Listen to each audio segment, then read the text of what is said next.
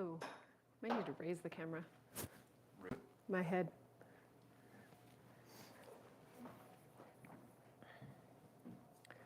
Okay.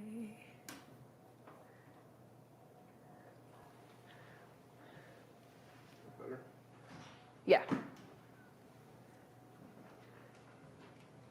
Okay, we are live. You can turn the light on. Finishing getting setting up here, set up here. But you can see it right there. I am getting myself set up for a meal prep class today, so I thought it would be fun to have a live Q&A session while I do that. I'm going to be pulling out ingredients and getting everything set up for my meal prep class that is in 1 hour. So now's the time to ask me anything. It can be nutrition, it can be anything under the sun.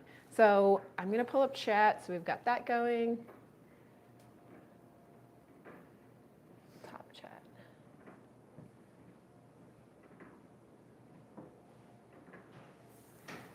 And we'll just get started. Okay, stay over there. And I've got kiddos moving around and all kinds of stuff happening because this is real life. Yes? Should I close the curtain? No. Did you brush your teeth? Yeah. Okay. Well, first I'm going to share with you what we, the group, is cooking today in our meal prep class. It's all about Mediterranean flavors. And if you know anything about the Mediterranean diet, you know that it's super healthy for us. I'm going to be cleaning while we're doing this too. Okay. You guys can go help Dad, okay? Thank you. So Mediterranean diet. Mediterranean diet it continues to rank as the top diet for our health because it is loaded with fruits and veggies and whole grains, minimally processed stuff. And so those are the kind of basic tenets of it. Olive oil as the main source of fat, lean proteins, lots of fish and chicken. And so with that fish, we're getting more omega-3s. Sometimes it does incorporate a little red wine. We won't get into all those details. So in the meal prep class today, let me pull chat. In the meal prep class today, here's what we're making. And I've printed my recipes so that as I'm doing this live, I can pull all my stuff out and be prepped. So we're making quinoa Greek salad. And all these recipes are on my website. Quinoa Greek salad, every single time I bring it to a get together, a potluck situation, someone asks me for this recipe. So it is delicious. And we're using quinoa as the base. So it's this almost grain salad, but quinoa is not a grain and it's high in protein. And then it has all the Greek salad flavors, cherry tomatoes, cucumber, feta, and Kalamata olives, and then a lovely balsamic dressing. And then we're prepping, so I'm a big fan of sorry, I want to keep checking chat. I don't have any helpers here right now. I'm a big fan of the 1 hour meal prep because that feels doable. And it feels like you put in time and you're prepped for the week, but you didn't spend 3 to 4 hours in your kitchen on a Sunday and then just be totally exhausted. So in our 1 hour meal prep class that's happening later, we are gonna make spinach pesto, one of my favorites. And then we're prepping to use that pesto in a Mediterranean pesto pasta dish that has chicken and chickpeas and loads of veggies. So that means tons of fiber and deliciousness. And you could also change up the proteins, or it's the garage door, or change up the veggies to what you like. And I've also made this where I've grilled veggies and tossed them into the pasta mixture, and that's really, really good too. So we're making spinach pesto, we're making Mediterranean pesto pasta. This is trash. Got all the family making noise today. There's my doggie, Maple, over there. And we're making mango sorbet. So thinking about those Mediterranean flavors, we're using frozen mango, which frozen fruit is just as, most of the time, just as nutritious as fresh fruit, because anything frozen that's not with added oils and sugar and cheese and fat and that kind of stuff is picked at its peak of ripeness, flash frozen. So it kind of holds those nutrients for the most part, depending on how long it's been frozen and the fruit or vegetable. But we're using frozen mango, a little lime, a little honey and water, and you blend it up, and it's so smooth and refreshing and delicious. And since we're on the cusp of spring here, I thought that would be really flavorful. And then, since the whole idea for the meal prep class I'm doing was around my birthday, because I just turned 40, we're making birthday cake energy bites.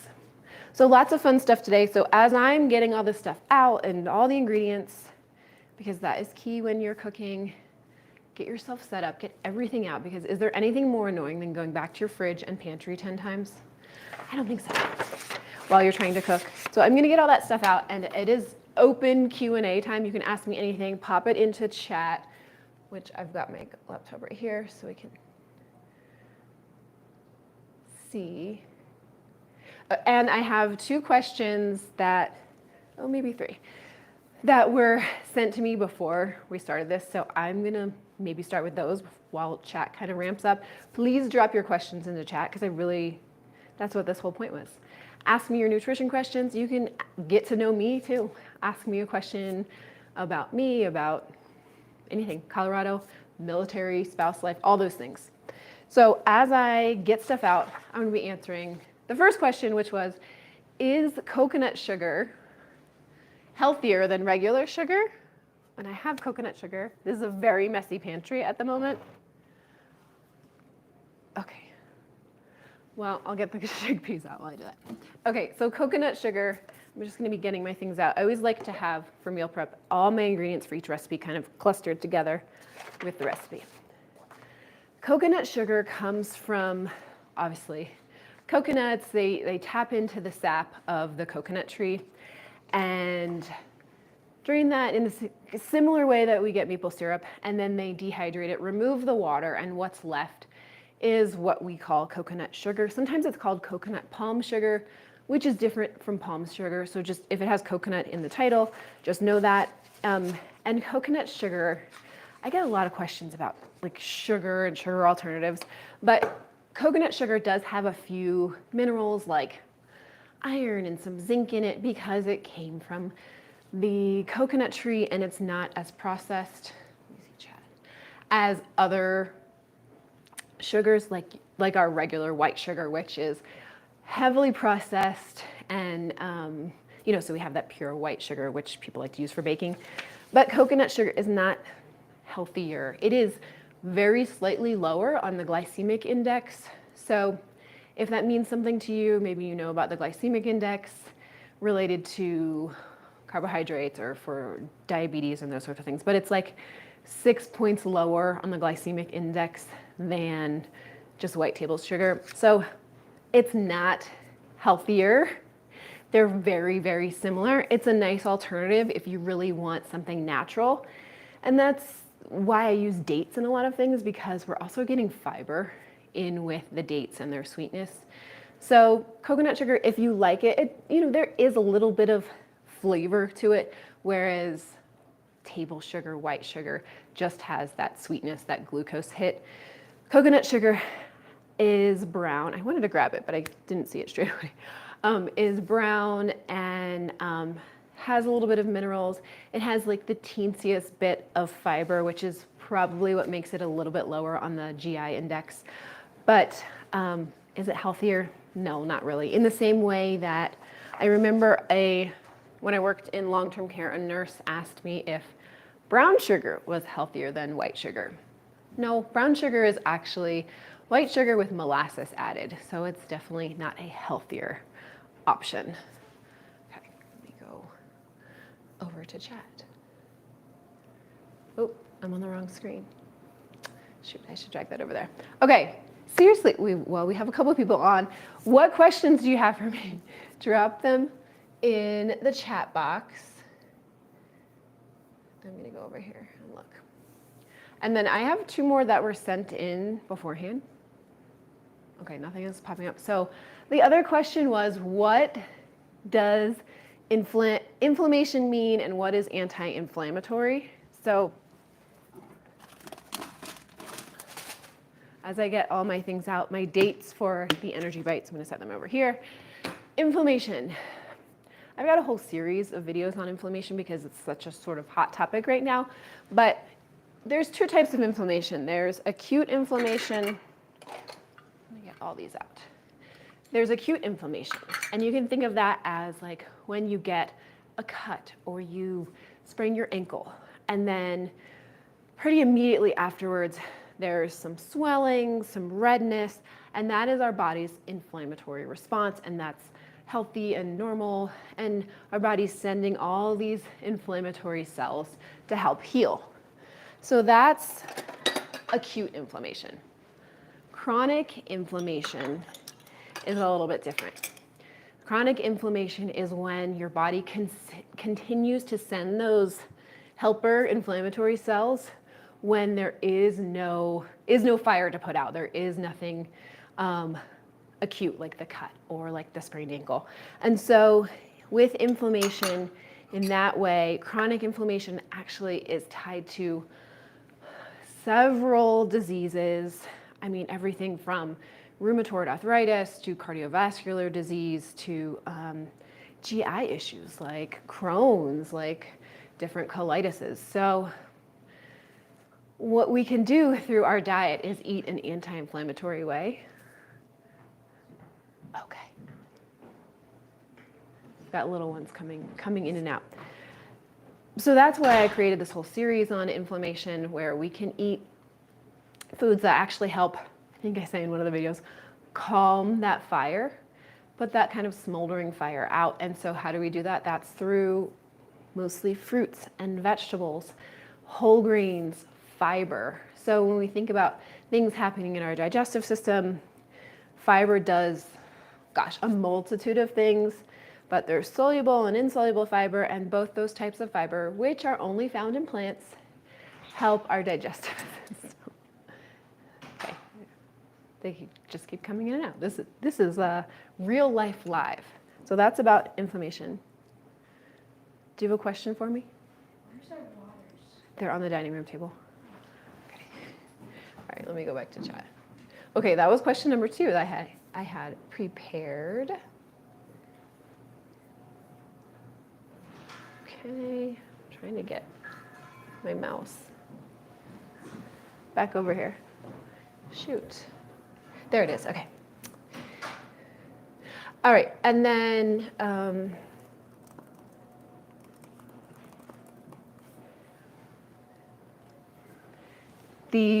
close the door, dude. The random personal question was, hi guys. Okay, thank you for coming in and out. So I've answered the question about inflammation, talked about coconut sugar versus regular sugar. She's okay, buddy. Sorry, our dog's walking around and very excited. And then several questions that I get asked pretty frequently as dietitians. We have those like go-to. It's always, what are your thoughts on this specific diet? So if you want to know my thoughts on keto or South Beach or Atkins or carnivore or anything, just put it in chat. You can just say the diet name and I will give you my thoughts on that. Lately, there's been questions about seed oils. That's another one that I can answer. Or if you have a personal question, what do you think people would like to know, T? I'm asking a 10-year-old. About me or about nutrition? It can be anything. Is that a 10-year-old answer or what? I don't know.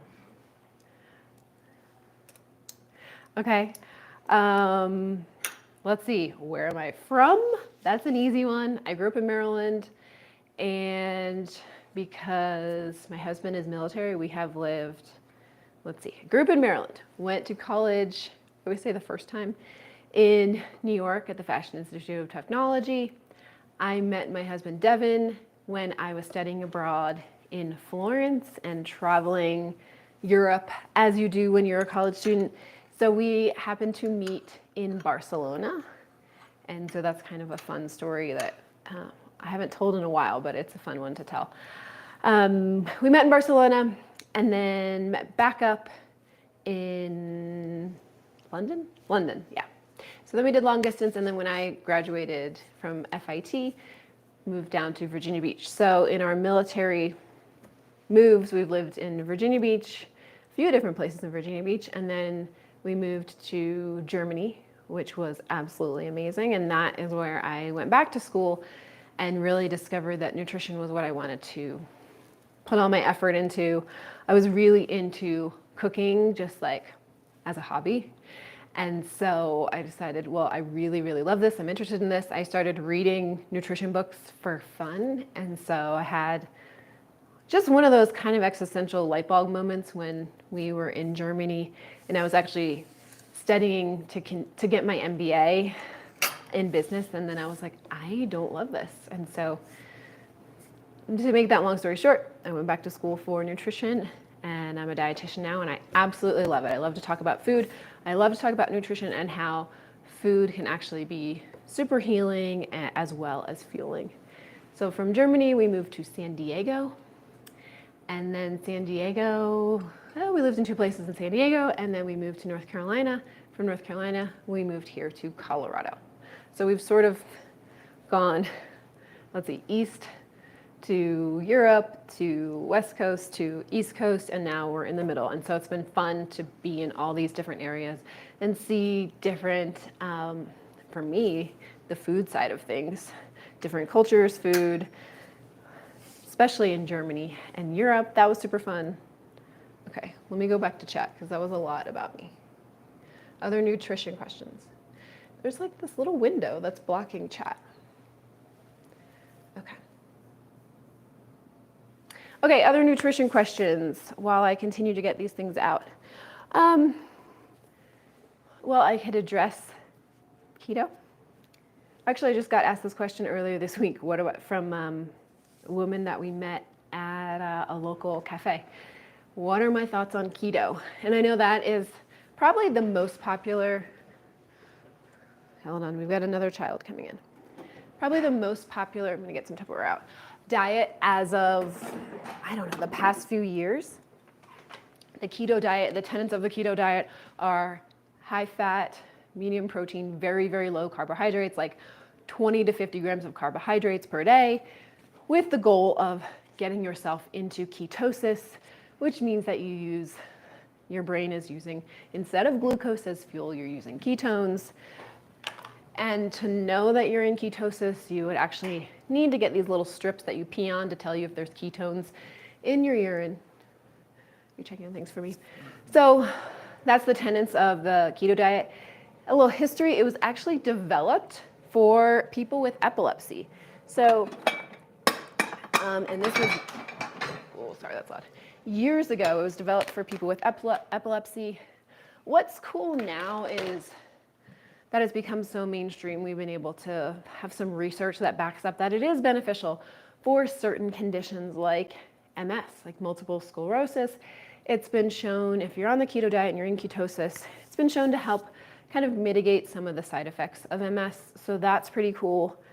But what I say to the average person who most likely is just trying to lose weight, you can't? Uh-oh. I wonder if it's my settings. Ooh, okay. Community moderation. It's just grayed out the open panel button for you. Okay. Devin's checking chat and he can't get in. I hope you all can get in. No. Wait, there it is. Just came in. Okay, cool. I just clicked something. All right, now I've got chat popped out. Okay, so if you couldn't get into chat earlier, try now. There's one little toggle button I just clicked. Okay, so keto diet. For the average person, here's what I want to ask you and you ask yourself. Before you start any diet, think to yourself, is this the way I want to eat for the rest of my life?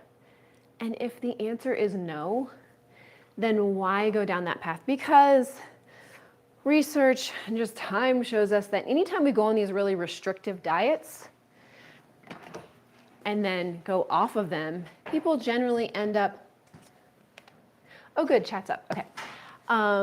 End up gaining more weight back than before they started the diet. Because restriction is just awful. It makes us cranky. And when we heavily, heavily restrict, like on a keto diet, if you're doing that for weight loss, then most of the time, Now I have an audience watching. It's kind of funny.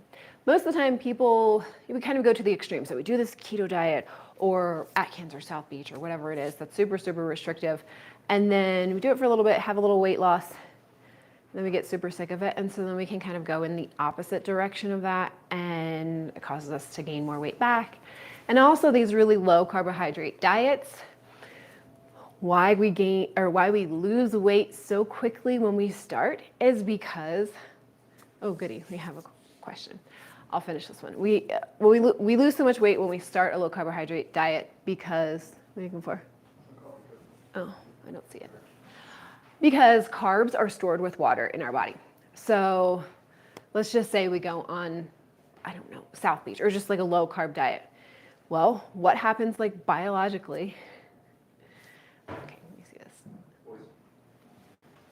this. Is that when we go on these diets, okay, bye guys. Thanks, buddy. Carbs are stored with water in our body, and then we stop eating carbs. So then our body goes to our storage of carbs, and then once we've kind of depleted all of that, all the storage is excreted with that water. So we're literally losing water weight at first from the stored carbohydrates. And then so we'll see that immediate weight loss, maybe it's like 7 pounds in a week, which is, or could be up to, 20 pounds in 3 weeks. Who knows what that number is, but we do that, we go on this diet, and then once we start reintroducing carbohydrates, well, when we eat carbs and they're stored with that water. So then we're storing that water again, so then we see the scale can go back up. And so that's the dynamics of a low carb diet. And that's why I am all for the idea of food freedom. I'm going to read this chat. The idea of food freedom and the idea of non-restrictive eating. So let's hear a question. I love a variety of nuts. I know they're good for my health, but how can I add them into my weight loss diet? Nuts are very high in calories and make it very hard to hit my calorie goals. So nuts are one that is a little bit complicated. They are calorically super, super dense, but I will tell you that they are incredible for our health. And I'm going to get some nuts out while we're talking. And I have, I think my kids left the nuts that I want on the table. But I have all kinds of jars of nuts. This one, I've got pecans here. This was a gift from my client, Lisa. Shout out to Lisa, because I just love her. She gave me nuts because she knows I love them so much. But I keep them in jars and snack on them all the time. I put nuts into all kinds of things. They are calorically dense. So that's why when we have nuts, we just want to make sure that we are having just the right proportion. Like you're not going to fill up. I wish I had a bowl handy, a huge bowl and just pound through a bowl of nuts. You could easily probably do that with some salted cashews because they are so good. But they are calorically dense. So there's kind of this dichotomy of they're really good for us and they've been shown to be protective for our heart health, for those who are dealing with diabetes, like a multitude of things, plus they're packed with minerals, but they are calorically dense. So finding the right portion size for you is important. But I will say there's a really interesting study that showed that people who incorporated nuts into their diet did not see weight gain like you kind of would think you would when you're eating something that's calorically dense. But what we know about nuts is they've got all these vitamins and minerals, but also healthy fats in them. So I say incorporate nuts in a mindful way, whether it's sprinkling 2 tablespoons of, some sliced almonds or pecans over your oatmeal. In the meal prep class today, we have almonds in our pesto. I'm trying to think. We have a cashew butter in our birthday cake energy bites. So there are nuts happening all over. And I also say don't forget about seeds, especially if you have a nut allergy. Pepitas are great. Sunflower seeds, all those things are really beneficial. So I hope that answers your question on nuts. Let me pop over to chat again. And we have just a few more minutes before we will wrap it up. Okay. Thanks for the question. Got it. Okay. I'm responding. Okay. Okay, cool. So we've talked about nuts. And then let me go back into two more questions that I get on the regular. One is, how much protein should I eat? Or I could substitute that with how much carbs should I eat? How much protein should I eat? People don't generally ask me about how much fat they should eat. Carbs and protein, it should always be individualized.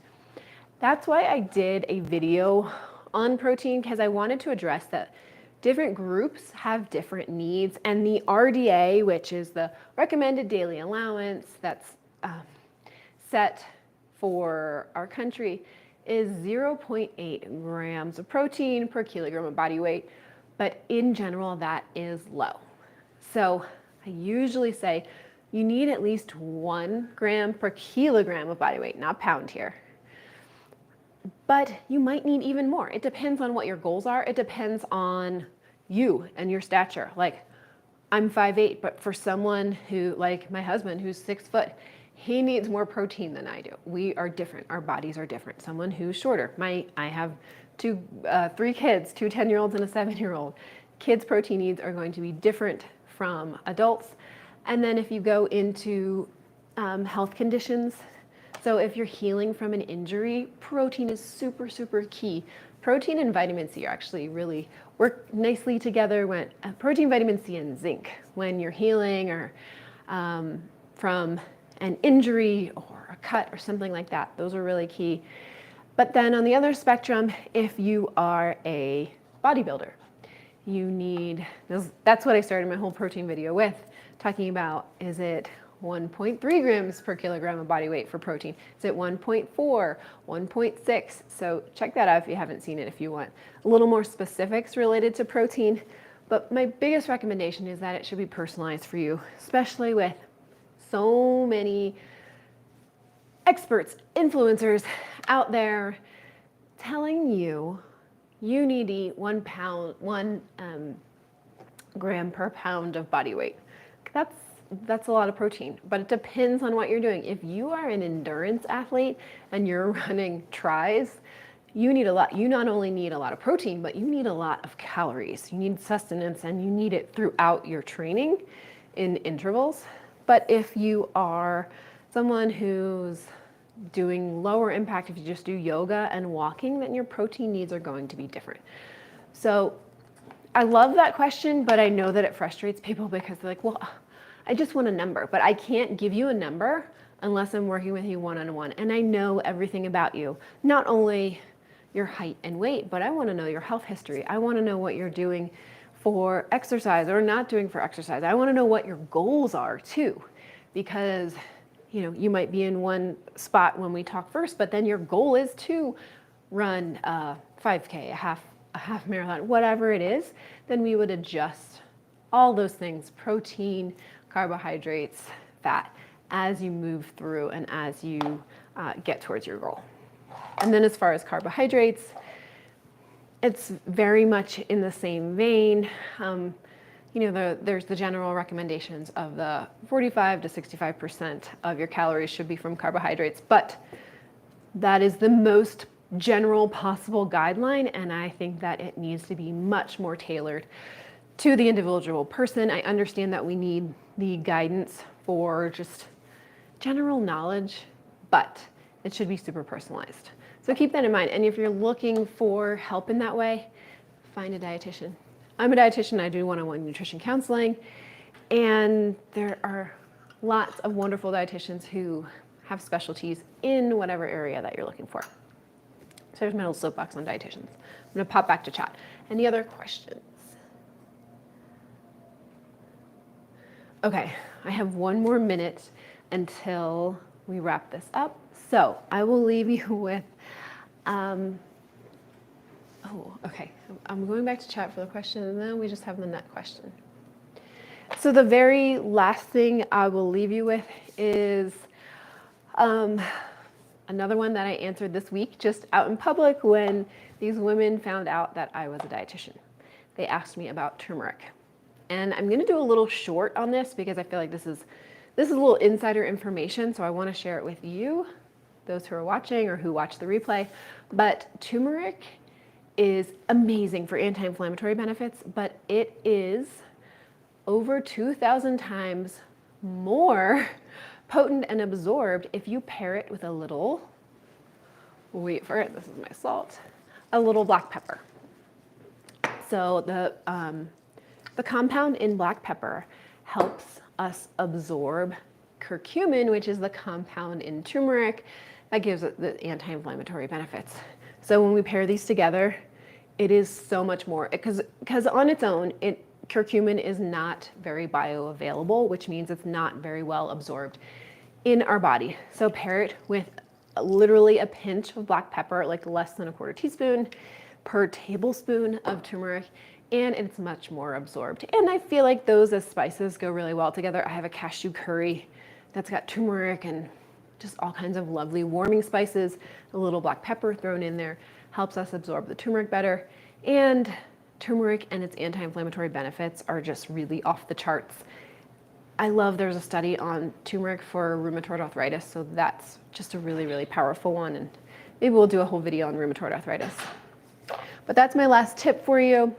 Thanks so much for joining. And for those who are watching on the replay, if you have questions, drop it to me in the comments. Like, that's what I'm here for, whether it's about nutrition, whether it is about meal planning, because that's a big one, whether it is about meal prep, or if you have a question for little old me, I'm happy to answer it as well. Thanks so much for joining, and I need to finish getting prepped for my meal prep class, so I will see you guys soon. Thanks.